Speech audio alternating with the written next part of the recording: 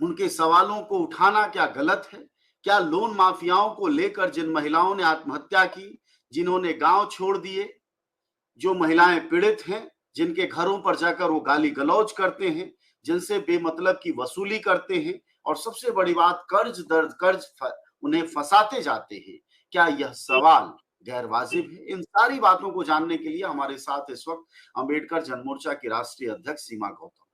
उन पर भी एफआईआर गोरखपुर पुलिस ने दर्ज की है, महाराजगंज पुलिस ने दर्ज की है। वो भागे भागे फिर रही हैं, बड़े मुश्किल से हमें वह इंटरव्यू दे पा रही हैं। आज के अखबारों में सीमा, गोरखपुर के आज के अखबारों में बड़ी बड़ी खबर छपी है। हालांकि आपके नेता श्रवण कुमार निराला को सरकार ने भी और अखबारों ने विलेन बताया है, लेकिन फिर भी उन समस्याओं को छापा है जो आप और श्रवण कुमार निराला गांव गांव जाकर उठा रहे थे। आपको भी जान की धमकी मिली, हमें पता है। अभी ताजा स्थिति क्या है? देखिए, सबसे पहले तो मैं न्याय व्यवस्था को भी धन्यवाद देती हूँ और जो न्याय प्रिय लोग हैं, उनके लिए भी मैं धन्यवाद देती हूँ, आभार व्यक्त कर रही हूँ। क्योंकि जो शुरू-शुरू के माहौल थे, जब एफआईआर हुआ और एफआईआर कराने वालों ने कहीं न कहीं इससे ये साफ ज़ाहिर हो रहा है, जो आज का अखबार निकला, उस अखबार को देखते हुए कहीं न कहीं ये साफ ज़ाहिर है कि जिस तरह से कानून को, जिस तरह से कानून व्यवस्था को या प्रशासन को, शासन प्रशासन को, जिस तरह से जो हम लोगों पे एफआईआर कराए हैं, उन लोगों ने जिस तरह से गुमराह किया है और गुमराह करा करके हम पे एफआईआर कराया गया है, हम पे झूठा आरोप लगाया गया है, उससे साफ-साफ आज के अखबार से साफ-साफ ये पता चल रहा है कि जो श्रवण कुमार निराला जी की लड़ाई है, चाहे हमारे अंबेडकर जनमोर्चा की जो लड़ाई है, वो जेन्युइन लड़ाई है। हम कोई हमारी लड़ाई संवैधानिक होती है, हम कोई आतंकवादी नहीं है। हमें भले मीडिया के माध्यम से या चाहे जैसे भी कुछ शुरुआत के दिनों में हमें आतंकवादी दिखाने के लिए हमें एक तरह से कहिए कि मतलब हमारे ऊपर तरह-तरह की जितने भी अपराध हो सकते हैं, उसको इल्ज़ाम लगाने की कोशिश की गई है। लेकिन कहीं न कहीं मैं उन लोगों को धन्यवाद दे रही हूँ कि जो न्याय व्यवस्था है, न्याय प्रिय लोग हैं, कहीं न कहीं वो न्याय के सच को जानने की कोशिश कर रहे हैं। ये हमारे लिए बहुत बड़ी बात है। ठीक है, हम पे जो आरोप लगे हैं, वो आरोप के लिए भी हम न्याय पे भरोसा रखते हैं और न्याय के लिए मुझे भरोसा है कि न्याय हम लोगों के साथ भी होगा क्योंकि बिल्कुल सीमा, जब हम लेकिन वो काम आज के जी, अखबारों में जो छपा है, वो क्या जी, छपा है जिससे कि आपको लगता है कि अब मीडिया, जब हम लोगों ने सवाल उठाए आज से 3 दिन पहले, यही मीडिया नकारात्मक खबरों को छाप रही थी, जी, अब जाकर उसको दुख तकलीफ जी, उन गरीबों, लाखों गरीबों का दिखाई दे रहा है। ये क्या है? जी। जी। अब कहीं न कहीं देखिए इसके पीछे ये भी कारण है कि कहीं न कहीं ये प्रशासन की तरफ से भी उनको खबर मिली है। इस हकीकत की खबर मिली है कि सच्चाई क्या है। जो रोड पे कहीं न कहीं प्रशासन जब माननीय श्रवण कुमार निराला जी जेल चले गए हैं, जब बात आप जैसे लोग और बड़े-बड़े लोग भी इस मंच पे माध्यम से बात करना शुरू कर दिए हैं कि भाई श्रवण कुमार निराला अगर मैं अपनी बात करूँ तो मैं गलतियाँ कर सकती हूँ, किसी भी मामले की बात करूँ कि मैं गलती कर सकती हूँ। लेकिन श्रवण कुमार निराला जी 25 साल से मतलब अपनी जीवन की एक उम्र तक उन्होंने समाज के सेवा के लिए काम किया, समाज के उत्थान के लिए काम किया, जनहित के मुद्दों पे काम किया और गोरखपुर की बात करूँ तो मैं गोरखपुर में आए दिन मतलब हर दिन श्रवण कुमार निराला जी अंबेडकर जनमोर्चा की तरफ से आप देखेंगे तो शोषित, पीड़ित, गरीब जो मतलब जिनकी कोई नहीं सुनता है, उनकी फरियाद लेकर के एसपी के यहाँ, डीएम के यहाँ, कमिश्नर के यहाँ श्रवण कुमार निराला जी के संगठन के लोग हमेशा जाते रहते हैं। हम जो भी लड़ाई कभी भी हमने दंगा का हमने समर्थन नहीं किया है कि दंगा भड़काना है या दंगा फैलाना है, हमारा मकसद नहीं रहा है। तो कहीं न कहीं सरकार या प्रशासन को ये बात भी हमारे कार्यशैली को भी वो अपने तरीके से खंगाल रहे होंगे। ये प्रशासन भी इस चीज़ को देख रही होगी।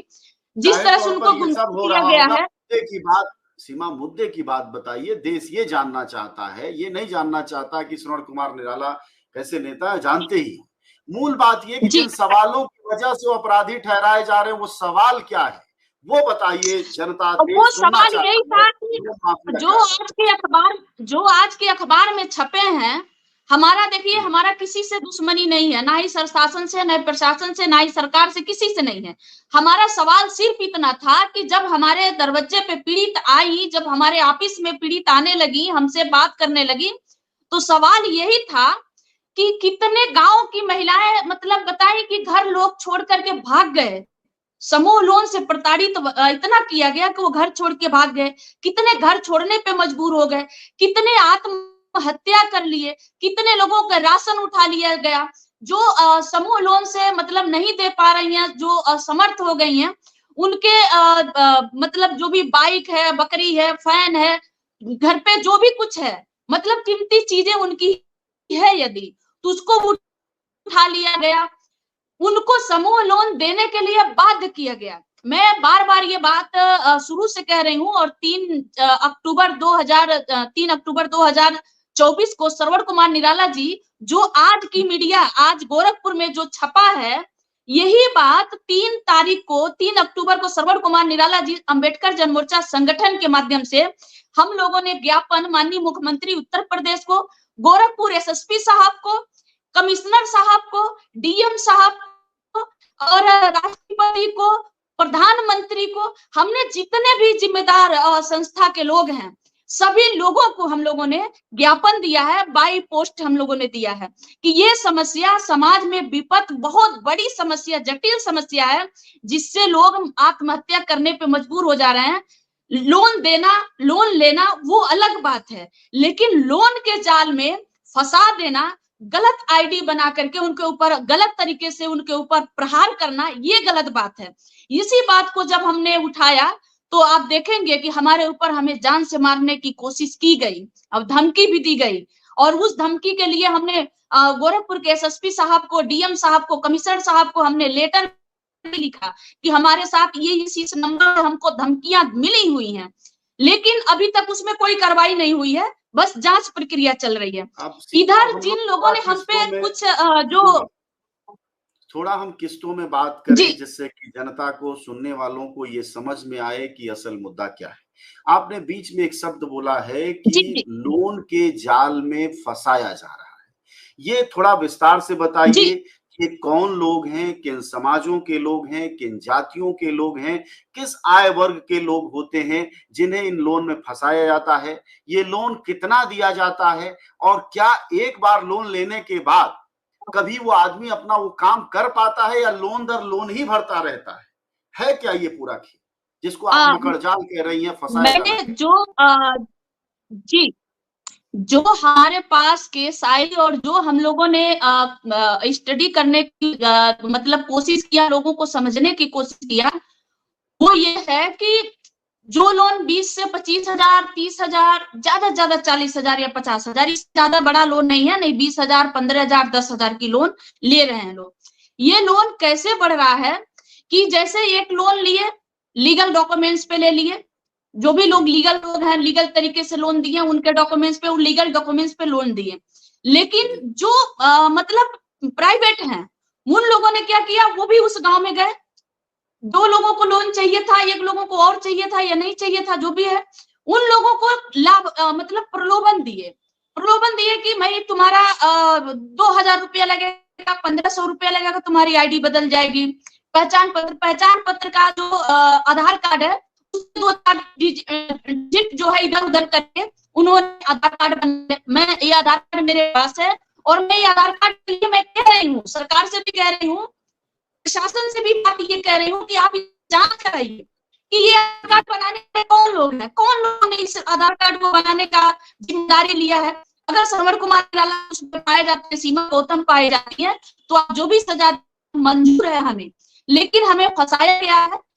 तो उनको आधार कार्ड बनाया गया, आधार कार्ड बना करके उनसे ये कहा जाता कि तुम्हारा इंश्योरेंस तुम्हारा के नाम पे, उनको लाइफ इंश्योरेंस के नाम पे 4,000 रुपया ले लेते हैं। तो अगर 20,000 की लोन उनको दिया गया है, तो मिला जुला करके 4 से 5,000 रुपया वो लोन निकालने के बाद वो ले लेते हैं। फिर उस महिला को भरना है 20,000 का लोन भरना है। 20,000 भरने के लिए अब ऐसे महिलाओं को लोन दिया गया है जिनके घर की हैसियत 2000 रुपया भी महीना कमाने की इनकम नहीं है। ज्यादातर घर की महिलाओं को ऐसे ही लोन दिया गया है। ऐसे लोगों को लोन दे करके जब उनके घर पे हद तो तब हो जा रही है कि किसी के घर पे किसी की बेटा बीमार है, किसी का पति बीमार है, किसी का बेटा मर गया, किसी का पति मर गया, किसी की सास मर गई, किसी का कोई मर गया, या एक्सीडेंट हो गया, बहुत बुरी तरह से बीमार पड़ गया, फिर भी जो प्राइवेट मतलब जो अपराधी किस्म के लोग हैं